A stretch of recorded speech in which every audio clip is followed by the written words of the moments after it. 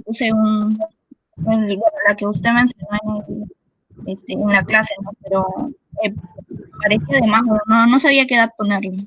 Supongo que eso va a depender ya del paciente. Ah, sí, así Yo le es. puse una línea. Yo Interpretación. Justo vamos a ver un ratito a Ricketts, vamos a recordarlo rápidamente, ¿ya? Yo les voy a compartir ahorita para ya aclarar algunos puntos y no tengan dudas ustedes en el examen, ¿ya? A ver, ya, Ricketts. Carlos, si puedes, comunícate con... Ah, ya, gracias, Carlos. Ya recibí lo que te pedí. Ya, entonces voy a compartir. Ahorita está pasando un grupo de música, ¿nos están escuchando?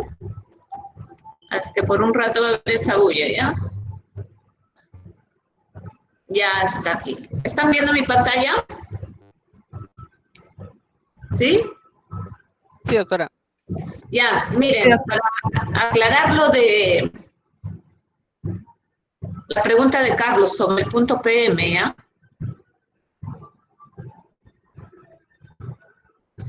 O suprapogonium es, ¿no? El punto PM o suprapogonium, porque cuando hallamos pogonium, recuerden que es la parte más prominente del mentón, ¿no? Este puntito que acabo de colocar, lo voy a cambiar de color para que lo vean, ¿ya? Lo vamos a colocar fucsia. Veamos. Ese puntito que acabo de colocar, ahí no se nota mucho. Lo voy a pasar a amarillo. Un amarillo fuerte. Y ahí está. ¿Lo están viendo? La parte más prominente del mentón es el punto pogonium. Y el suprapogonium o el punto PM es la que va a estar encima de pogonium. Donde están viendo ahí, PM. Justo empezando la curvatura. Por eso cuando Ricketts lo define al punto PM, dice que está entre el punto B, ¿no? Entre el punto B y el punto pogonium. Y recuerden que el punto B, ¿no? Es la parte más profunda de la parte anterior del mentón, ¿no? Entonces, miren acá. Esto sería el punto B, la parte más cóncava. El punto pogonium está aquí.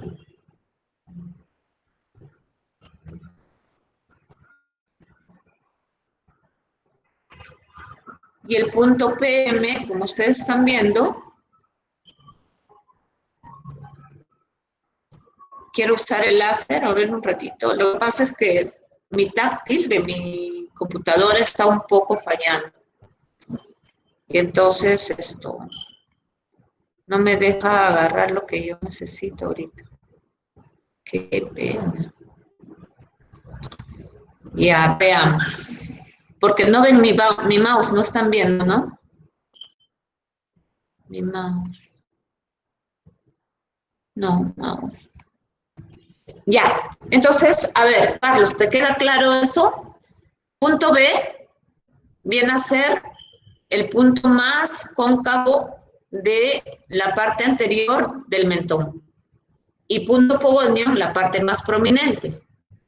Punto PM va a estar entre el punto B y el punto pogonium, justo iniciando la curvatura. ¿Se entendió eso? Sí, doctora. Ya, genial. Ya, entonces ahí no hay duda. Ahora, lo que me estaba comentando Seleni respecto a la edad del paciente. Yo estaba esperando esa pregunta, en verdad, ¿ya? Porque los que han revisado el artículo, ¿no? Está, ahí especifica, y ustedes deben haber visto también en la ficha de ortodoncia que les he pasado, han visto de que algunas medidas están dadas por la edad del paciente. Y es que en este caso, justo ahorita les voy a presentar la ficha, ¿ya? Para poder aclararles este tema, porque es importantísimo ese aporte de Ricketts para poder determinar, por ejemplo, el crecimiento de los pacientes, ¿no? De los niños. Recuerden que los niños vienen justo en su etapa de crecimiento. Entonces, con el análisis de Ricketts, nosotros podemos determinar o predecir el crecimiento de nuestro paciente. Y eso se llama predicción de crecimiento, que se hace de color verde. Es un cefalograma más que hacemos para predecir el crecimiento del paciente. ¿Ya? Entonces, ahora no les voy a presentar todavía lo que es el BCO, que es el objetivo visual de crecimiento del paciente, porque no quiero que se carguen para el examen de esta unidad. Pero en la siguiente unidad, apenas empezamos, vamos a hacer el objetivo visual de crecimiento, que es importante que ustedes sepan, porque nosotros tenemos que aprender a predecir cómo ese paciente va a crecer, para que en base a ese conocimiento nosotros podamos plantear las estrategias de tratamiento, ¿ya? Las estrategias de tratamiento. Bien, entonces estoy buscando justamente la de Ricketts, que debe estar acá. Ajá. La ficha cefalométrica, bajamos acá, sí. Creo que está aquí. No. A ver, un ratito para presentarles. Ajá.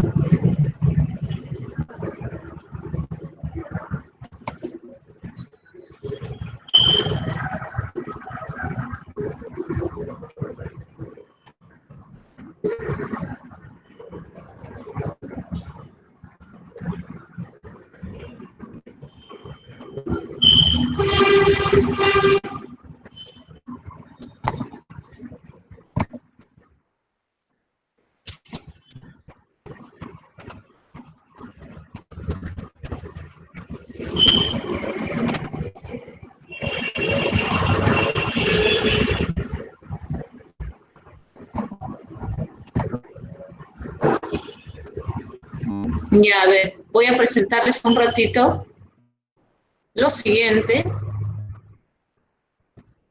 ¿Dónde estás? Está aquí. Miren, doctores, por ejemplo, cuando hallamos lo que ya hemos visto en la clase pasada, la convexidad del maxilar, ¿están viendo mi pantalla? ¿Sí?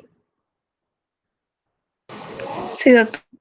Ajá, entonces miren acá, cuando hallamos la convexidad del maxilar, algo que ustedes deben tener en cuenta es que Ricketts nos da los datos de esta siguiente forma, miren. Dice, la convexidad maxilar corresponde a la medida lineal entre el punto subespinal, o sea, el punto A, y el plano facial, que es N pogonium. Pero además nos dice lo siguiente, su valor normal es de 2 milímetros más menos 2 milímetros a la edad de 8 años y medio, 8.5 años y medio. Entonces, por ejemplo, si yo estoy trazando la radiografía de un paciente de 8 años y medio, voy a usar estos valores, 2 milímetros más menos 2. Pero luego Ricketts nos dice, y disminuye aproximadamente 0,2 milímetros por año hasta cesar el crecimiento facial. Hasta cesar el crecimiento facial. Entonces, te pregunto, John, si nuestro paciente viene a los 10 años, John, el que estás ahí, ¿no? O sea, el paciente que te toca tiene 10 años, ¿cuál sería el valor normal de la convexidad maxilar de ese paciente? ¿Cuál sería? De acuerdo a lo que estamos ahorita planteando según los valores de Ricketts.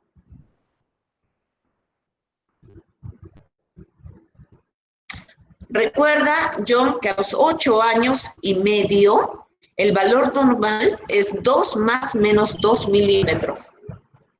Pero además Ricketts dice que con el tiempo, cada año, va disminuyendo 0.2 milímetros.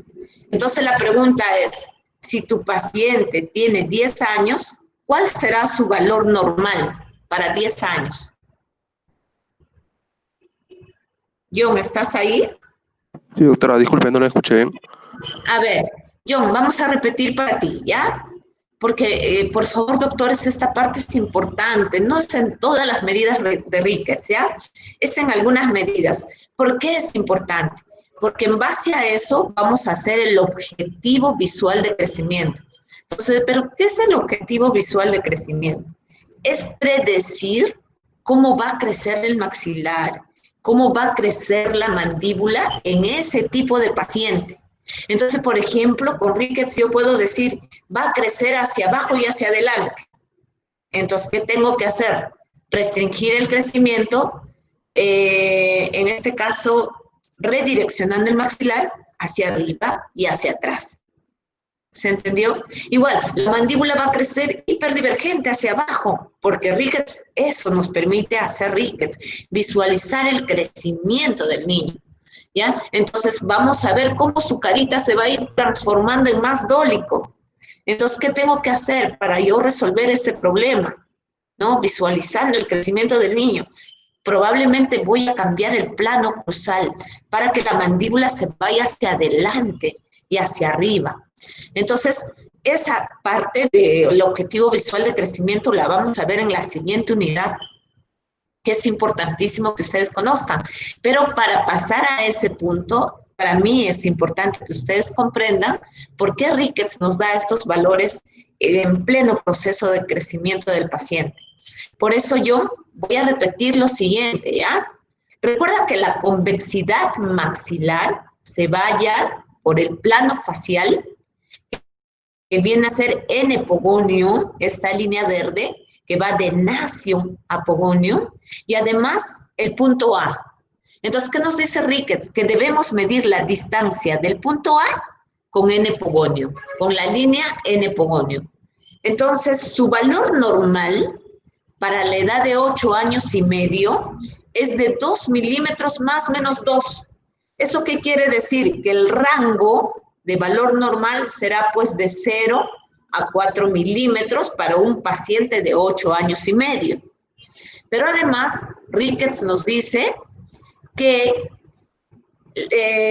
disminuye aproximadamente 0.2 milímetros por año hasta cesar el crecimiento facial.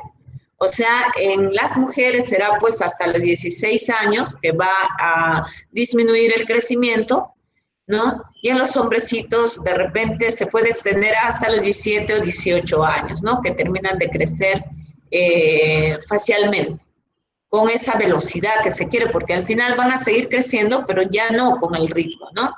Entonces nosotros podemos, en base a este dato de Ricketts, podemos calcular el valor normal ahora para un paciente de 10 años.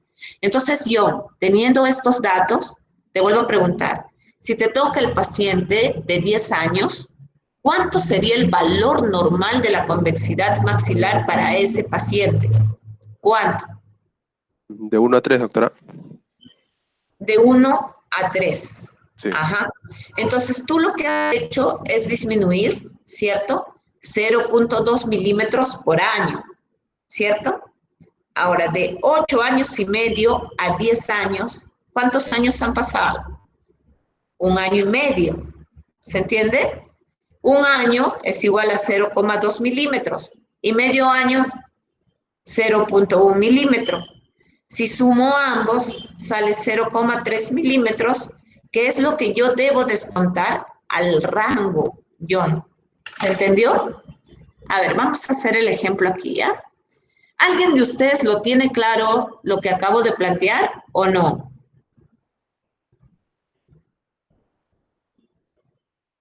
¿Alguien de ustedes comprendió lo que estoy diciendo desde hace rato o no?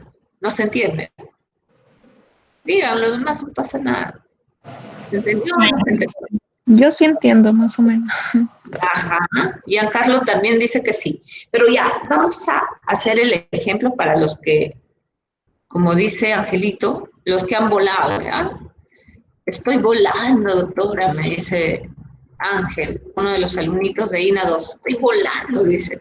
Ya, miren, ¿ya? Acá, aquí, vamos a poner el ejemplo, ¿ya? Voy a insertar acá una tablita. Sí, un cuadro de texto, ya. Vamos a colocar aquí. ¿Se ve, no? ¿Se ve mi pantalla? ¿Qué nos dice Ricos? Para los 8.5 años, ¿no? El valor normal de la convexidad facial es igual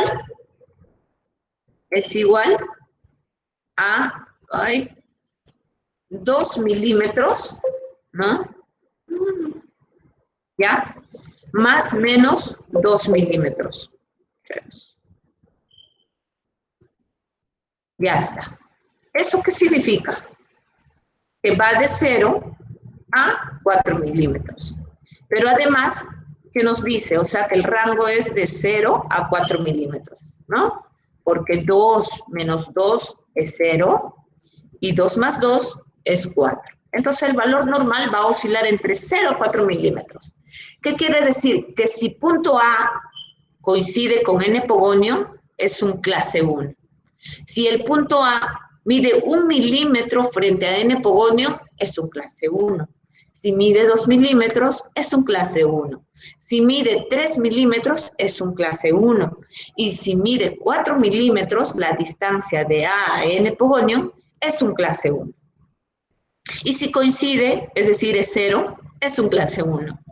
Eso es el rango normal, de 0 a 4 milímetros para ser considerado un patrón clase 1. Pero ¿qué pasa cuando ya mide a 5 milímetros? Si mide 5 milímetros, es decir, mayor al rango, es un clase 2. Y si mide 6, es un clase 2. Y si mide 7, es un clase 2, porque estamos sobre el rango. ¿Y qué va a pasar cuando mida menos 1? Si mide menos 1, es decir, el punto A está detrás de n pogonio, entonces es un patrón clase 3. Y si mide menos 2, es un clase 3. Menos 3 es un clase 3. Es decir, todos los rangos o todos los valores menores a 0 es un clase 3. Hasta ahí eso queda claro. Pero el tema es que si yo tengo un niño de 10 años, ¿cuál va a ser su rango normal? Entonces, para eso tengo que seguir el dato que Ricketts me está dando, que me dice que cada año va a disminuir, lo voy a escribir acá, cada año disminuye este valor. ¿Y cuánto disminuye? 0.2 milímetros. 0.2 milímetros disminuye cada año. Entonces, John, no te pierdas acá, por favor, John. ¿No? Si disminuye cada año 0.2 milímetros, entonces, ¿qué va a pasar con el paciente de 10 años? ¿Cuál será su rango normal? Entonces, para eso, ¿qué es lo que tengo que hacer? Primero, voy a hallar cuántos años han pasado, desde 8.5 años a 10 años. ¿Cuántos años ha pasado? 1 año y medio, ¿cierto? ¿Están de acuerdo conmigo hasta ahí? Sí, doctora. Ajá, 1 año y medio, ¿no? Pero ¿qué cosa me dijo Ricketts? Que por cada año 0.2 milímetros disminuye. Entonces, tendré por año y medio, ¿cuánto sería? Por año y medio, ¿cuánto sería? 0,3.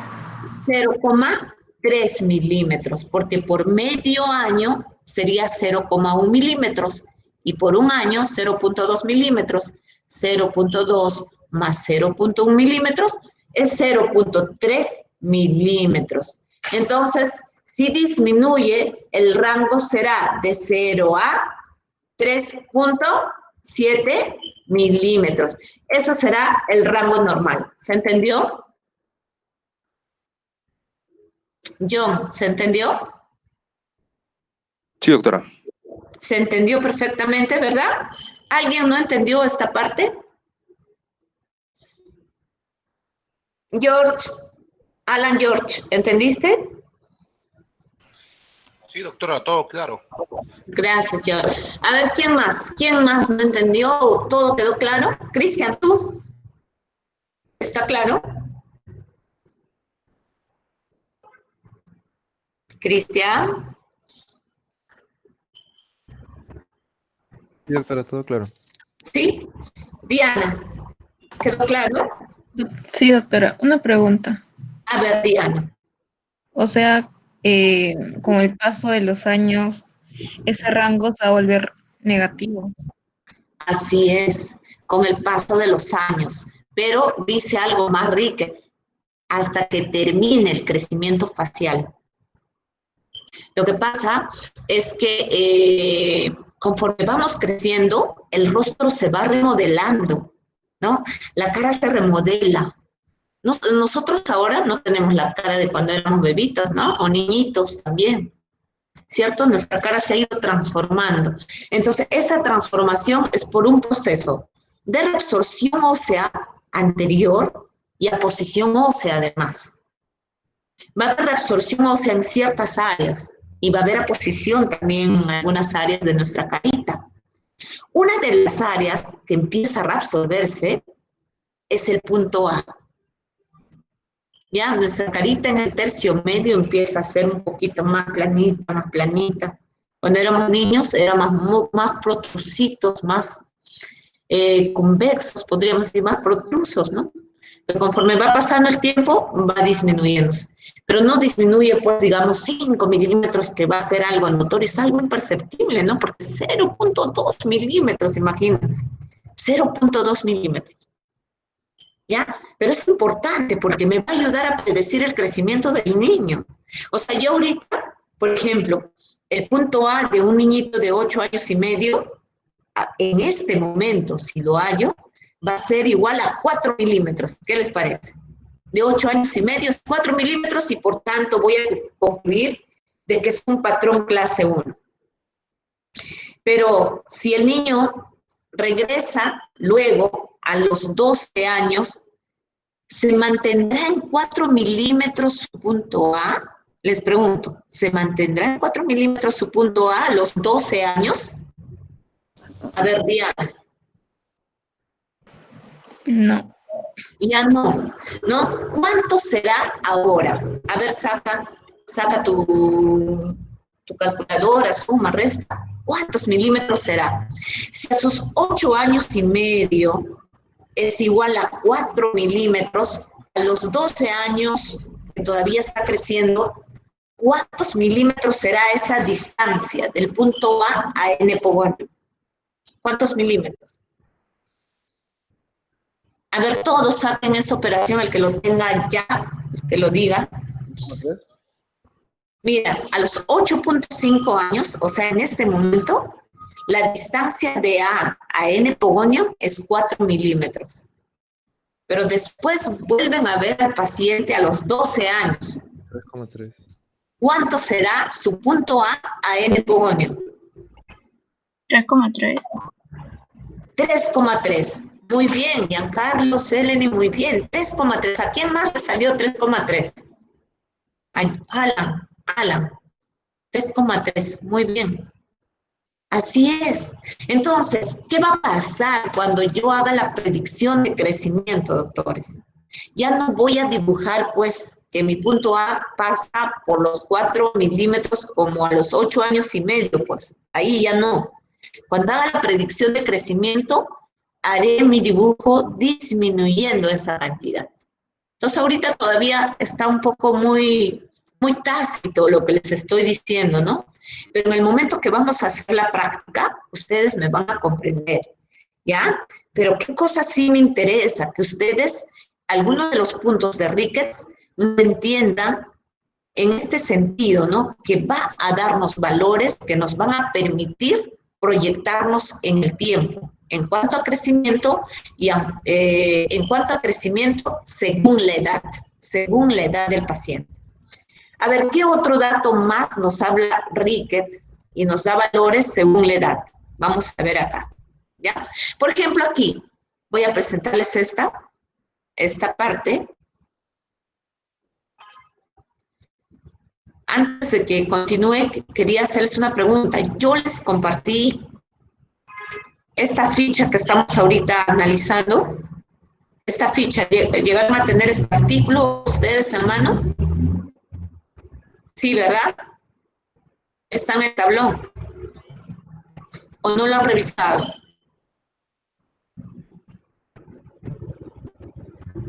Cristian, Doctora, ¿cuál? esta que les estoy Yo lo proyectando encontré ahorita. en internet. Ajá, está en la web, está esto. No lo he compartido. ¿Yo he compartido o no les he No, compartido? no estaba en el No, tablón. no está compartido. Ya, lo voy a subir, ya, pero sí está en la web, ya está libre. Entonces, miren, aquí hay una cosa más. Cuando hablamos de la altura facial inferior, que va de espina nasal anterior a G y a punto PM, nos dice que el valor es de 47 grados más menos 4 grados. Pero además, ¿qué nos dice Ricketts? Permaneciendo constante con el aumento de edad. O sea, ¿qué quiere decir eso? Que este valor no va a cambiar así tenga 8 años y medio y más tarde 10 y luego 12 años. Va a seguir siendo lo mismo. ¿Se entendió? Va a haber valores constantes, como también valores que van a cambiar con el tiempo, con los años, o disminuyen o aumentan. Por ejemplo, vamos a ver otra, que es la longitud de la base de cráneo. Esa también va a variar. Debe estar por aquí. Vamos a verla, ¿ya? Para que ya con eso quede claro, ustedes puedan afianzar su lectura con esto y podamos hacer hoy día lo que es USP, ¿ya? Ahí está, la longitud de la base de cráneo.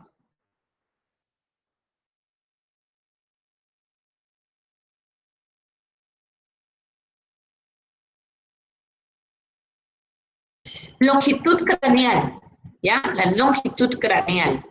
Dice, corresponde a la distancia desde el punto CC, que ya hemos hablado, cuál es el punto del centro del cráneo, ¿no? Es la que justamente intersecta con la vertical verdadera, Frankfurt y Vasionación, ¿ya? El punto CC. Dice, representa el centro del cráneo localizado en la intersección de la línea Vasionación con el eje facial petenatio. Y el valor, dice, normal de la longitud anterior del cráneo es de 55 más menos 2,5 milímetros para la edad de 8 años y medio. Tomen nota. O sea, dice que el valor normal es de 55 más menos 2,5 milímetros para la edad de 8 años y medio. ¿Ya? Recuerden que Ricketts hace un seguimiento a estos pacientes y les toma radiografías y él ha hecho todas las mediciones. Es por eso que él saca luego un promedio y esos promedios son estos datos que él nos está dando. Entonces, ¿pero qué más dice Ricketts? Va a aumentar 0,8 milímetros por año hasta el término de su crecimiento, ¿ya? Entonces, si yo tengo este dato, para un niñito que voy a hacer el día de hoy el cefalograma de un niño de 8 años y medio, su valor normal estará entre 52,5 milímetros a 57,5 milímetros, ¿cierto? Porque Ricketts nos dice que es 55 más menos 2,5, ¿no? Entonces, teniendo en cuenta la desviación estándar, el rango estaría entre 52,5 a 57,5. Entonces, mi pregunta sería, ¿y si el niño tiene 14 años, cuál sería el valor normal? A ver, Carlos, y contigo cerramos. Dinos, si el niño tuviera ahora 14 años, ¿cuál sería el rango de valor normal de este niño respecto a la longitud craneal anterior? ¿Cuál sería ese rango? El valor normal. Que la edad del niño es cuánto ahora? 14 años ahora. Ya. Y lo tengo que llevar para... ¿Qué edad? Ajá. Tenía, mira, si tiene 8.5 años, Ya. mide 55 más menos 2,5, Ya. ¿ya? Pero resulta que esta medida va a aumentar 0.8 milímetros por año. Entonces, teniendo en cuenta eso, ¿cuál sería el valor normal para un paciente de 14 años? A ver, 55 sería 51.6 más menos 2 milímetros. 41.6 Ah, más o no, no, menos. va aumentando, ¿no es cierto? Ah, no, al revés. Va aumentando. 59.4 más menos 2 milímetros. A ver, ¿qué dices, Cristian? ¿Estás de acuerdo con Carlos? Se le aumenta a 5,4. Ajá. 0.4 primero y luego el resto. ¿Cuánto? 5. 5 milímetros. Entonces son 5,4 4. milímetros más. Así es. Ay. ¿Se entendió, Carlos? Sí, ¿Ya? doctora. Sí, a veces más o menos. No me di cuenta. Bien, entonces yo creo que ya... Doctora, disculpe. Sí, ya, Carlos, dime. O sea, hemos hallado lo... Un momento. Ya. 5.4, ¿no? ¿No, doctora? O sea, Así 4 de los 5 años y 0,4 de medio año. 4,4. Y es 55, le sumo el 4,4. O sea, 59.4.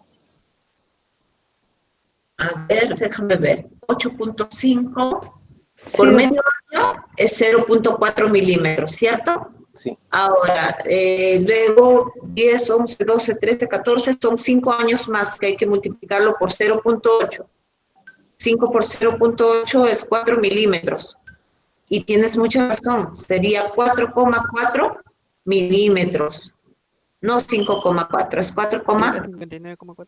4 milímetros. Por tanto, sería ahora el rango 59,4 milímetros. Esto sería el máximo de valor para este niño de 14 años respecto a su longitud de base de cráneo anterior. ¿Está bien?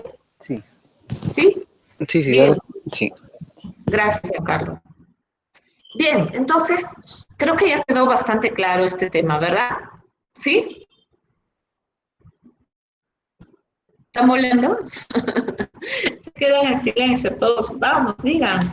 todo claro, doctora. Todo claro, Diana, gracias por animarte a decir eso. A ver, el resto, ¿qué dicen? No me asusten, pues chicos, estamos a vísperas del examen. ¿Todo bien? ¿Sí? Sí, doctora, todo bien. Sí, doctora. Ya, excelente, excelente, ¿ya? Porque recuerden que en el examen prácticamente vamos a tratar bastante lo que es cefalometría, pero también de los temas que ustedes han expuesto y lo han hecho adecuadamente, ¿ya? Bien, vamos a compartir, antes de pasar a, o mejor termino con cefalometría para luego ver el manejo de tratamiento interceptivos y interdisciplinario, ¿ya? Voy a terminar con un USP mejor. ¿Tendrán por ahí una copia de cefalograma ustedes? ¿Todavía les sobra? De cualquier patrón, porque voy a necesitar que me den valores para que ustedes se cercioren el grado de severidad. ¿Tienen? Copia de cefalogramas, la silueta. Sí, doctora. Ya, genial. Sáquenmelo, por favor. A ver, les voy a dar 5 minutos y un lapicero negro, ¿ya? Un lapicero negro y sus reglas. Porque si no lo hacen ahora, ya, es súper fácil, es solo una diapositiva. Háganlo ahora para que lo suban a su tarea de una vez, ¿ya? Entonces, busquen su hojita, un lapicero negro y una reglita, ¿ya? A ver, 5 minutos para que hagan eso, por favor.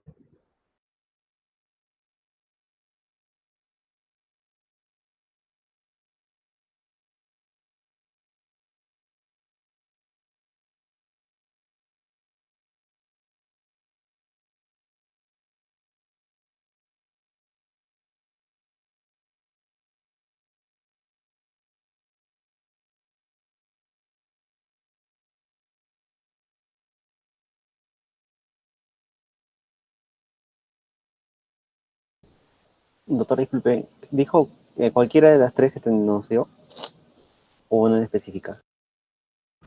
Sí, Carlos, cualquiera de los tres, porque voy a necesitar valores distintos. Ahí. ¿Ya?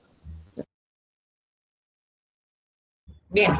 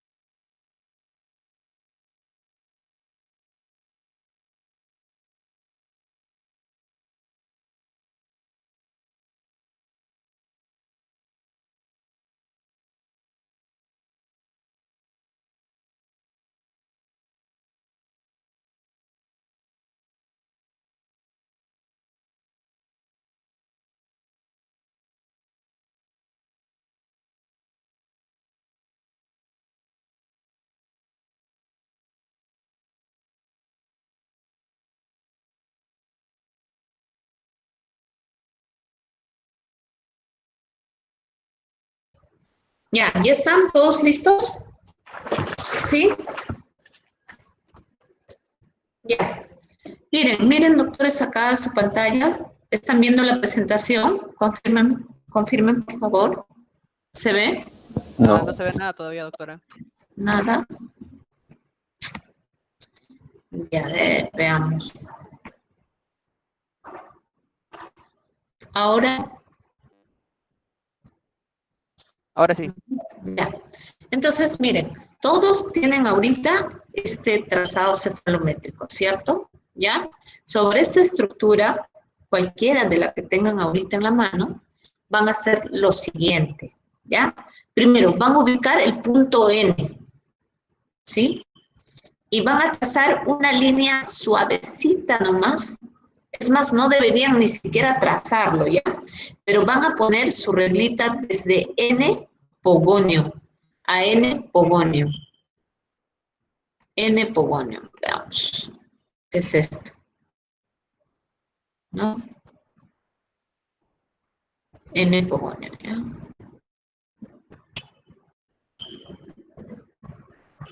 Que vendría a ser el plano facial, ¿cierto? N pogonio.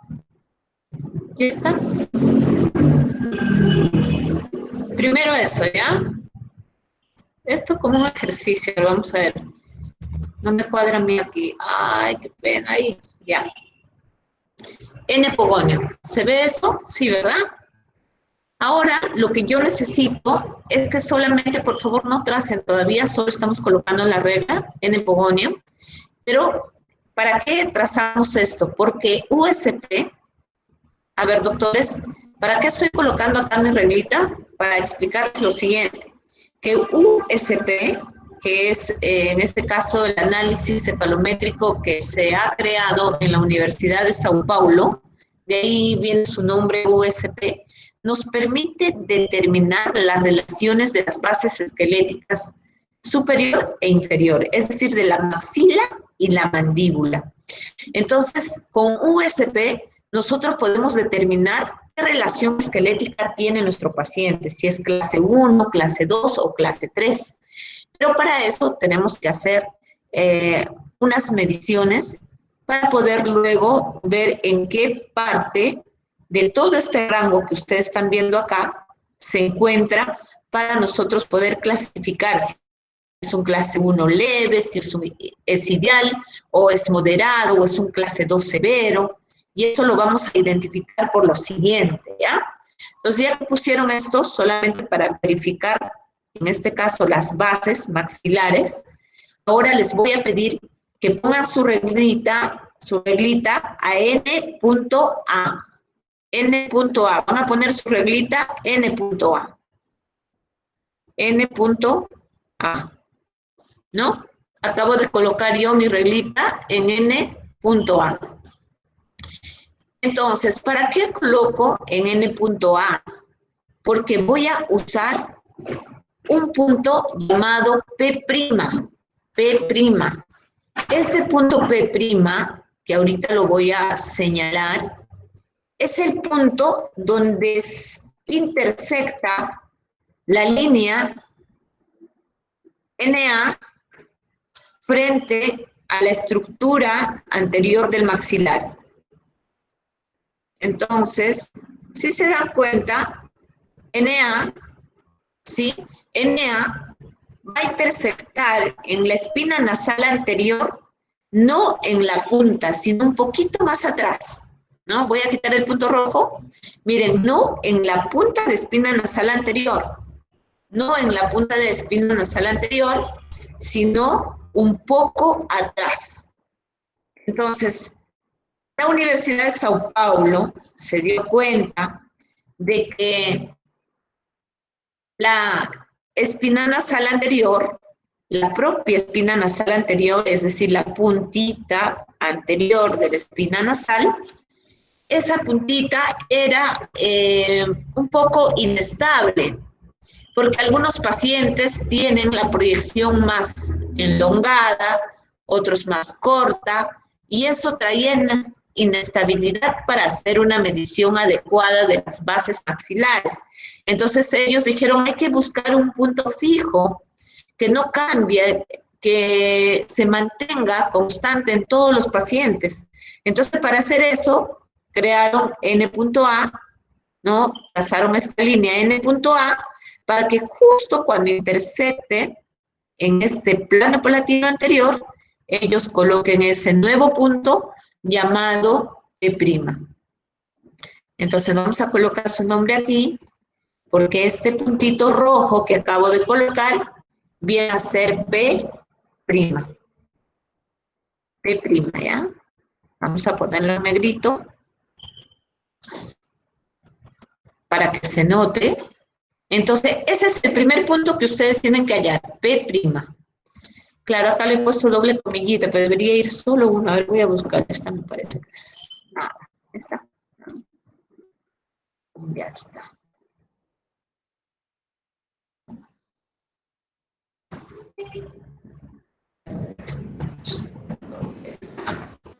P'. ¿Se entendió hasta ahí? Entonces, para no usar el espina nasal anterior porque es muy variable, ¿no? Algunos pacientes lo tienen elongado, otros más corto. Ellos han buscado un punto nuevo, que es el P', que viene a ser la intersección de la línea NA sobre el plano palatino, ¿ya? Entonces, a partir de eso, han creado un nuevo plano palatino. Ustedes se acuerdan que el plano palatino está formado por 2 puntos. ¿Qué puntos son? A ver, ¿quién se acuerda? Mariluz, ¿qué puntos forman el plano palatino? Espina nasal anterior con la espina nasal posterior, doctora. Así es. Pero en este caso, la Universidad de Sao Paulo, por ese tema de la espina nasal anterior que es tan variante, está usando para formar el plano palatino la espina nasal posterior y P'. ¿Se entendió? Va a usar espina nasal posterior y P'. Por eso la importancia de hallar P'. ¿Ya? Entonces, por favor, doctores, tracen el nuevo plano palatino que va de espina nasal posterior a P', que va de espina nasal posterior a P'. Espina nasal posterior vendría a ser esta, la que estoy marcando ahorita.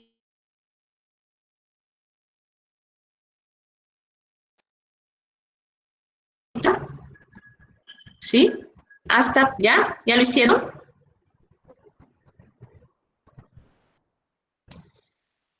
¿Lo hicieron? Doctora, Sí. ese P', no sé si lo veo mal por mi computadora, está más arribita que o es la espina nasal anterior. Así es donde está intersectando la línea NA al plano palatino común, convencional, que va de espina nasal posterior a espina nasal anterior.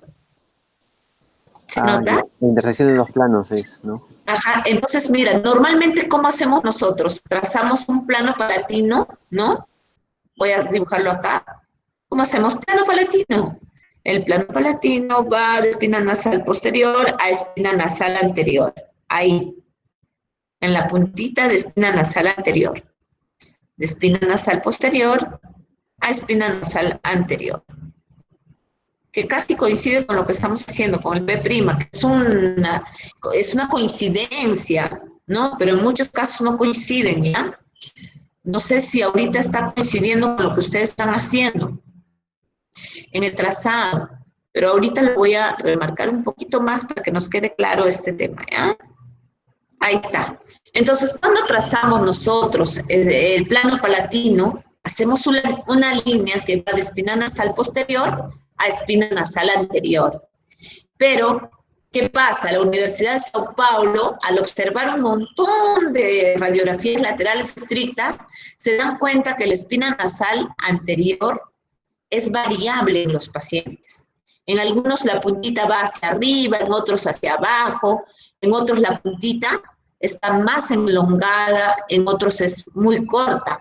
Entonces, ¿ellos qué deciden? Dicen, no, la espina nasal como que es un parámetro variable. Entonces, tenemos que buscar algo fijo que nos permita reproducir sin comprometer esa variabilidad. Entonces por ahí sale otro y dice, para que sea fijo tiene que caer no en la espina nasal, sino en la misma estructura de la maxila. Entonces, ¿cómo hacemos? Ah, ya, vamos a usar N, porque N también es un punto fijo del cráneo. Entonces dijeron, usamos N y para eso también vamos a usar el punto A, que viene a ser otra de las medidas que, digamos, van a servir para nosotros poder mantener esta constancia.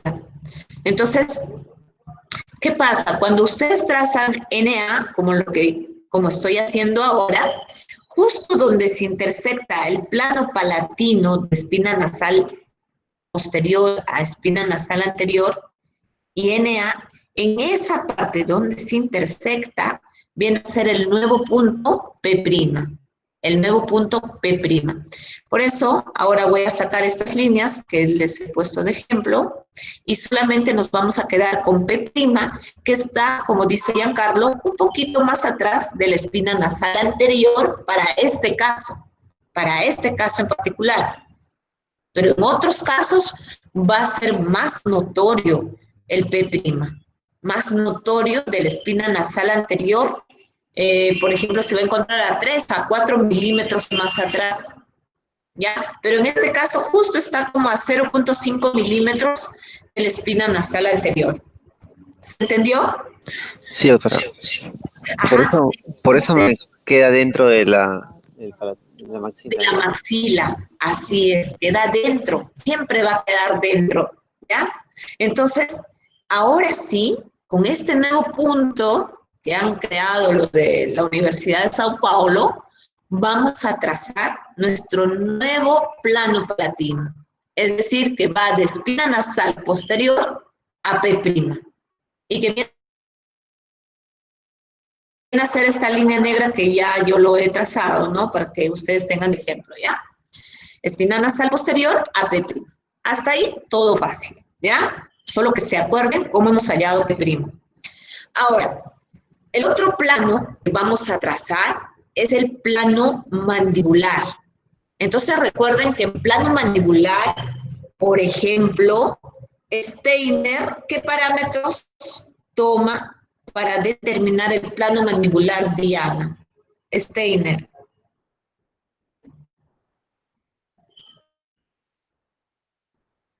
¿El plano de Frankfurt? A ver, vamos a preguntar en todo caso a Cristian. Cristian, ¿cuáles son los puntos que toma Steiner para determinar el plano mandibular?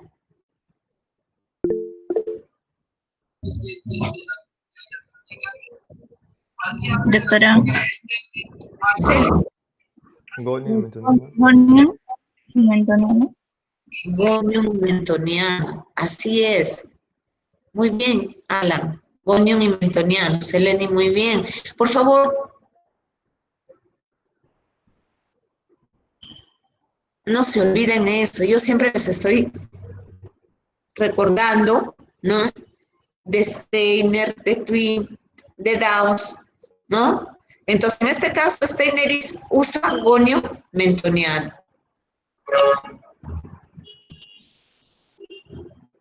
¿Están seguros? Me han puesto en duda. Sí, por rato se está yendo mi audio, me he dado cuenta. Sí, porque ya, Cristian no me escucha. ¿El resto de ustedes me escuchan? ¿Hola? ¿Me escuchan? Sí se escucha, doctora, pero ¿Sí? por rato se escucha un poquito entrecortado, por rato. Sí. Sí, pues se me cayó la computadora. En realidad no sé cómo, pero se ha quiñado una esquina y eso ha alterado todo mi táctil. Y también sí, pues es cierto, la red también está como que saturada, todos están recibiendo clase ahorita. Ya, bien, entonces vamos recordando, pues, doctores, porque después se van a sacar 14 en el examen, no vale, ¿ya? Miren, ya, Steiner, su plano mandibular, ¿cuál es? John sabe, a ver, ya, John, dinos, rápido, todos tus compañeros me están diciendo una cosa Y a ver, ¿tú qué nos dices? El plano mandibular de Steiner. Yo, Sí, sí, doctora. el plano mandibular que usa Steiner, ¿de qué punto a qué punto va? ¿No era el gonium con el Ya. mentoniano? ¿Gonium con quién? Con el mentoniano. Doctora, O es Gonion Con el Nation. Nation, doctora. con el Natio, sí, Gonium Natio. No se olviden, doctores. Recuerden, ¿se acuerdan cuando hemos empezado a hacer análisis cephalométrico? Nos hemos tomado el tiempo para hallar esos dos puntos tan difíciles, porque son geométricos, porque tengo que hallar nation creando una tangente que pasa por el plano mandibular y luego con el plano facial forman una intersección y de esa intersección hago una bisectriz y en esa bisectriz sale nation. Y el otro punto geométrico es gonium. Trazo una tangente en la mandíbula, la rama de la mandíbula, la parte posterior, y la tangente en el borde inferior, hago una bisectriz y en este caso, la bisectriz va a caer sobre el punto gonium. Entonces, miren, Steiner es el más complicado, es el que usa gonium, nation para determinar el plano mandibular. Y Tweet usa gonium mentoniano. Gonium mentoniano. Y Downs, solo el plano mandibular que pasa por la tangente. Entonces, miren, estos tres autores, ¿no? No es para hacernos la vida imposible, pero los tres se van a diferenciar en eso, ¿no? Porque siempre están buscando que los puntos sean, digamos, estables y se puedan repetir de una manera.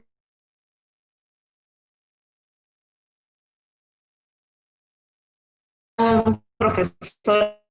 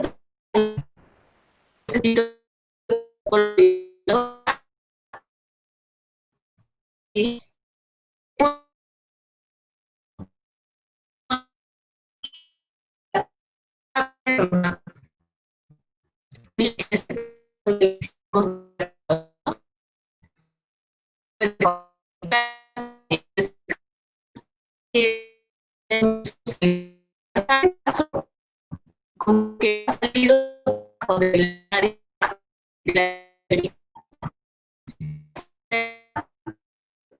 eh, eh,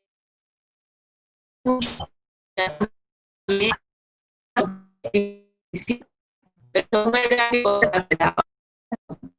en su gráfico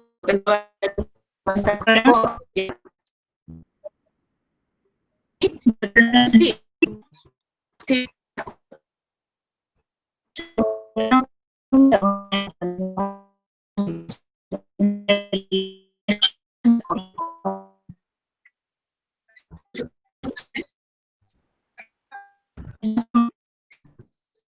yo voy a hacer un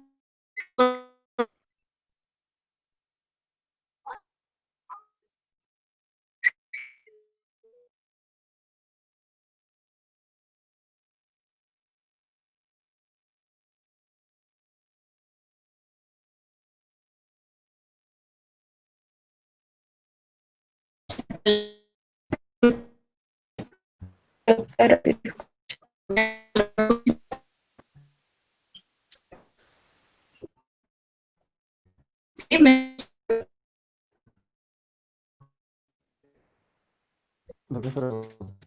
No,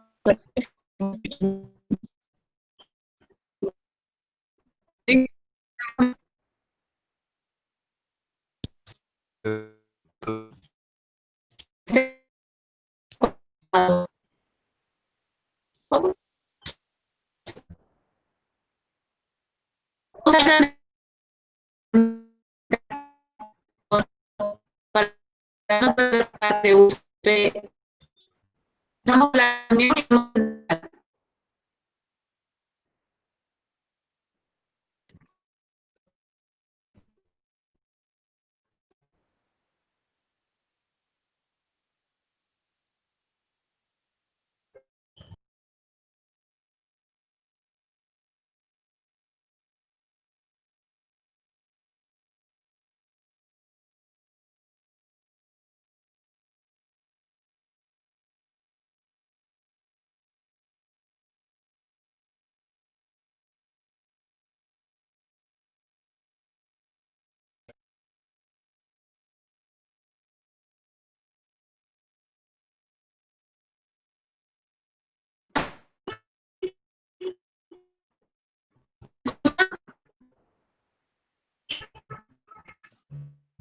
Tiene-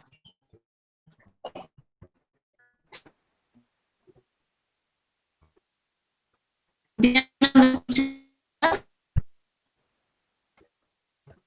Sí, ¿me escucha?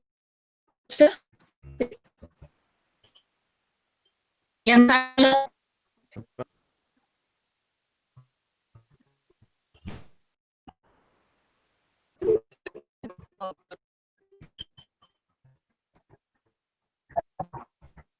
yo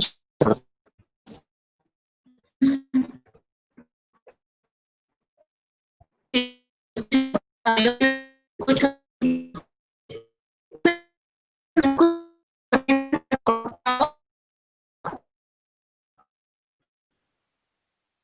Mm,